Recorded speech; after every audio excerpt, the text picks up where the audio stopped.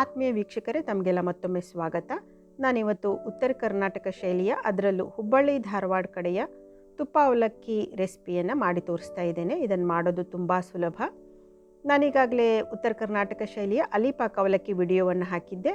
ಯಾರಿಗಾದರೂ ಮಿಸ್ ಆಗಿದ್ದರೆ ಅದರ ಲಿಂಕನ್ನು ಡಿಸ್ಕ್ರಿಪ್ಷನ್ ಬಾಕ್ಸಲ್ಲಿ ಹಾಕಿರ್ತೇನೆ, ದಯವಿಟ್ಟು ನೋಡಿ. ತುಪ್ಪ ಅವಲಕ್ಕಿ ಮಾಡ್ಕೊಳ್ಳೋಕ್ಕೆ ಮೊದಲು ಗ್ಯಾಸ್ ಸ್ಟವ್ ಆನ್ ಮಾಡಿ ಒಂದು ಪ್ಯಾನನ್ನು ಇಟ್ಕೊಳ್ತಾ ಇದ್ದೇನೆ. ಪ್ಯಾನ್ ಚೆನ್ನಾಗಿ ಕಾದಾದಮೇಲೆ ಅದರಲ್ಲಿ 5-6 ಟೀ ಚಮಚದಷ್ಟು ತುಪ್ಪ ಹಾಕಿ ಕಾಯಿಸ್ಕೊಳ್ಬೇಕು. 1 ಟೀ ಟೇಬಲ್ ಸ್ಪೂನ್ದಷ್ಟು ತುಪ್ಪ ಬೇಕು. ವೀಕ್ಷಕರೇ, ಯಾರು ನನ್ನ ಚಾನಲನ್ನು ಫಸ್ಟ್ ಟೈಮ್ ನೋಡ್ತಾ ಇದ್ದೀರಿ, ದಯವಿಟ್ಟು ಚಾನಲ್ಗೆ ಸಬ್ಸ್ಕ್ರೈಬ್ ಆಗಿ ಈ ವಿಡಿಯೋವನ್ನು ಕೊನೆ ತನಕ ನೋಡಿ. ಹಾಗೆ ವಿಡಿಯೋ ಇಷ್ಟ ಆದರೆ ಒಂದು ಲೈಕ್ ಸಹ ಮಾಡಿ.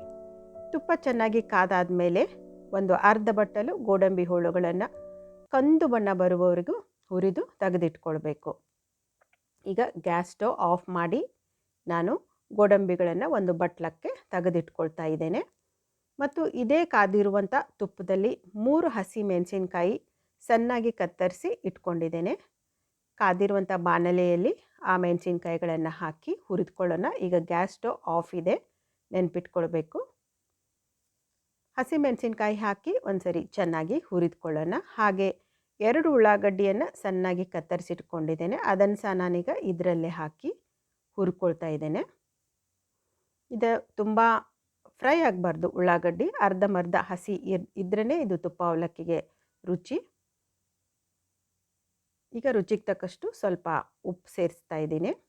ಉಪ್ಪು, ಹಸಿ ಮೆಣಸಿನ್ಕಾಯಿ, ಉಳ್ಳಾಗಡ್ಡಿ ಆದಮೇಲೆ ಒಂದು ದೊಡ್ಡ ಬೌಲ್ದಷ್ಟು ಪೇಪರ್ ಅವಲಕ್ಕಿ ಅಥವಾ ತಿಳು ಅವಲಕ್ಕಿಯನ್ನು ಹಾಕಿ ಮಿಕ್ಸ್ ಮಾಡಿಕೊಡ್ಬೇಕು. ಇದು ಸುಮಾರು 4 ಸರ್ವಿಂಗಿಗೆ ಆಗುವಷ್ಟು ಅವಲಕ್ಕಿ ಹಾಕ್ಕೊಂಡಿದ್ದೇನೆ. ನೋಡಿ, ಗ್ಯಾಸ್ ಸ್ಟವ್ ಆಫ್ ಇದೆ. ಗ್ಯಾಸನ್ನು ಆಫ್ ಮಾಡಿನೇ ಇದೆಲ್ಲ ಮಾಡಿಕೊಳ್ಬೇಕು.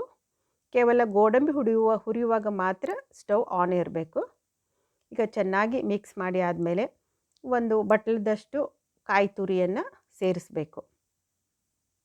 ಹಸಿ ಕೊಬ್ಬರಿ ತುರಿಯನ್ನು ಸೇರಿಸಬೇಕು. ಹಾಗೆ ಒಂದಿಷ್ಟು ಕೊತ್ತಂಬರಿ ಸೊಪ್ಪನ್ನು ಸಣ್ಣಾಗಿ ಕತ್ತರಿಸಿ ಇಟ್ಕೊಂಡಿರುವುದಂತ ಹೀಗೆ ಸೇರಿಸಬೇಕು. ಮತ್ತು ಸಣ್ಣ ಸೇವನ್ನು ಸಹ ಒಂದು ಅರ್ಧ ಬಟ್ಟಲದಷ್ಟು ಈಗಲೇ ಹಾಕಿ ಮಿಕ್ಸ್ ಮಾಡಿಕೊಡ್ಬೇಕು. ಕೊತ್ತಂಬರಿ ಸೊಪ್ಪು, ಹಸಿ ಕಾಯಿ ತುರಿ, ಈರುಳ್ಳಿ ಮತ್ತು ಹುರಿದು ಇಟ್ಕೊಂಡಿರುವಂಥ ಗೋಡಂಬಿಯನ್ನು ಹಾಕಿ ಚೆನ್ನಾಗಿ ಕಲಿಸ್ಕೊಳ್ಬೇಕು. ಇಲ್ಲಿ ಒಗ್ಗರಣೆಗೆ ಸಾಸಿವೆ, ಜೀರಿಗೆ, ಇಂಗು ಯಾವುದೇ ಹಾಕ್ಕೊಂಡಿಲ್ಲ, ಕರಿಬೇವು. ಕೇವಲ ಇಷ್ಟು ಸಾಮಾನಾದರೆ ಸಾಕು. ಒಂದು ಸಾಯಂಕಾಲದ ಚಹಾ ಸಮಯಕ್ಕೆ ರುಚಿಕಟ್ಟಾದ ತುಪ್ಪ ಅವಲಕ್ಕಿ ಈಗ ರೆಡಿ ಆಯಿತು. ಸರ್ವಿಂಗ್ ಪ್ಲೇಟಿಗೆ ಹಾಕ್ಕೊಳ್ಳೋಣ. ವೀಕ್ಷಕರೇ, ನೋಡಿದ್ರಲ್ಲ ಉತ್ತರ ಕರ್ನಾಟಕದ ತುಪ್ಪ ಅವಲಕ್ಕಿ ಮಾಡೋದು ಎಷ್ಟು ಸುಲಭ ಅಂತ. ಕೇವಲ 3 ನಿಮಿಷದಲ್ಲಿ ರುಚಿಕಟ್ಟಾದ ತಿಂಡಿಯನ್ನು ಮಾಡಿಕೊಡ್ಬೋದು. ನಿಮಗೆ ಈ ವಿಡಿಯೋ ಇಷ್ಟ ಆಗಿದೆ ಅಂದ್ಕೊಳ್ತೀನಿ. ದಯವಿಟ್ಟು ಇಷ್ಟ ಆಗಿದ್ದರೆ ಒಂದು ಲೈಕ್ ಸಹ ಮಾಡಿ ಮತ್ತು ನಿಮ್ಮ ಕಮೆಂಟನ್ನು ನನಗೆ ದಯವಿಟ್ಟು ತಿಳಿಸಿ. ಇದ್ರ ಮೇಲೆ ಮತ್ತೊಂದು ಸ್ವಲ್ಪ ಹಸಿ ಕಾಯಿ ತುರಿ, ಸ್ವಲ್ಪ ಸಣ್ಣಗೆ ಕತ್ತರಿಸಿದ ಈರುಳ್ಳಿ ಮತ್ತು ಕೊತ್ತಂಬರಿ ಸೊಪ್ಪು ಮತ್ತು ಸ್ವಲ್ಪ ಶೇವ್ ಹಾಕ್ಕೊಳ್ಳೋಣ. ಈಗ ನೋಡಿ, ರುಚಿಕಟ್ಟಾದ ಉತ್ತರ ಕರ್ನಾಟಕ ಧಾರವಾಡ ಹುಬ್ಬಳ್ಳಿ ಶೈಲಿಯ ತುಪ್ಪ ಅವಲಕ್ಕಿ ಸಾಯಂಕಾಲದ ಚಹಾ ಸಮಯಕ್ಕೆ ರೆಡಿ ಆಯಿತು. ನೋಡಿದ್ರಲ್ಲ ವೀಕ್ಷಕರೇ, ಎಷ್ಟೊಂದು ಸುಲಭವಾಗಿ ರುಚಿಕಟ್ಟಾದ ಒಂದು ಹೊಸ ಬಗೆಯ ತಿಂಡಿಯನ್ನು ನೀವು ನೋಡಿದ್ರಿ. ಈ ನನ್ನ ವಿಡಿಯೋ ನೋಡಿದ್ದಕ್ಕಾಗಿ ಧನ್ಯವಾದಗಳು.